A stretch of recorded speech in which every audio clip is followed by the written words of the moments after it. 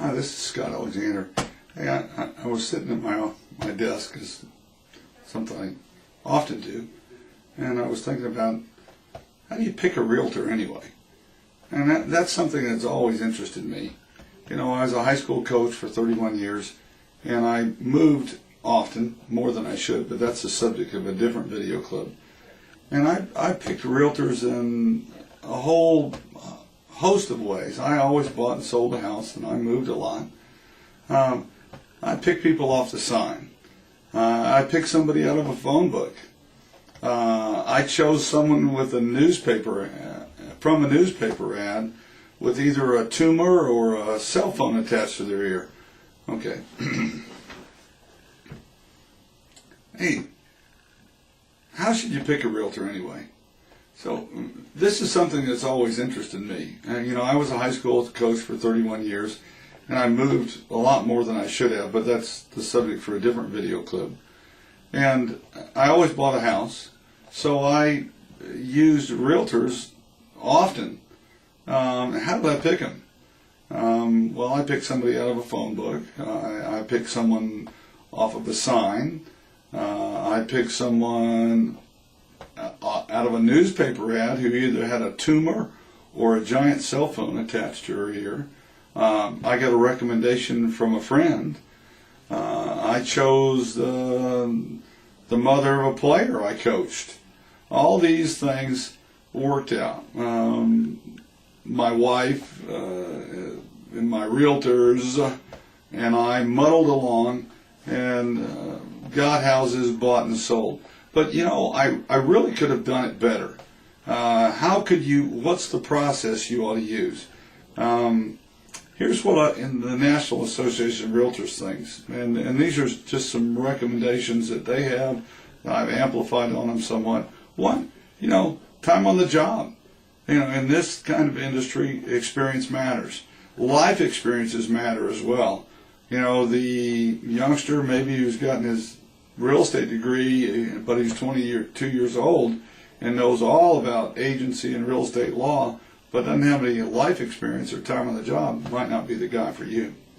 Number of recent sales. I mean, this is an occupation where performance matters. It's a performance-based industry, just like high school coaching was. You know, average real estate agent, according to the National Association of Realtors, sells 6 houses a year. I hope you want somebody who's better than average. List price versus sold price. This is a sales skill. In other words, does the realtors that you choose have the skills to price homes correctly, which means they sell and or they sell quickly. Listings taken versus listings sold. National average is about 40% of the listings taken actually sell. You know, what's your real estate agent do? Does a realtor have a network of professionals that will help him get the job done? A mortgage loan officer, a home stager is a big thing in our industry right now. A repair person, a home inspector, all of those things. A title company even that he has a network of professional people who are really good at what they do.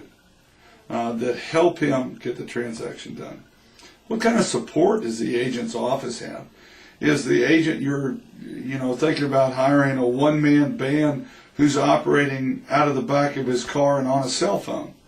Or is it a professional business with multiple support staff, websites, a relocation department, and name recognition that helps draw buyers? How good is he at keeping in touch with you? How would you be updated? Phone, text, or perhaps email. And last, referrals. Hey, if you're going to hire an employee, you might want to talk to some of his former clients and let them describe the real estate experience that they had for you. The last thing I'd like to say about this, and I'll get back to it some other time, is we're employees. People employ us to broker deals. It makes sense to hire the best employee, not someone with a cute real estate ad. Thanks very much for listening. Hey, if you need me, call me, 450-5099.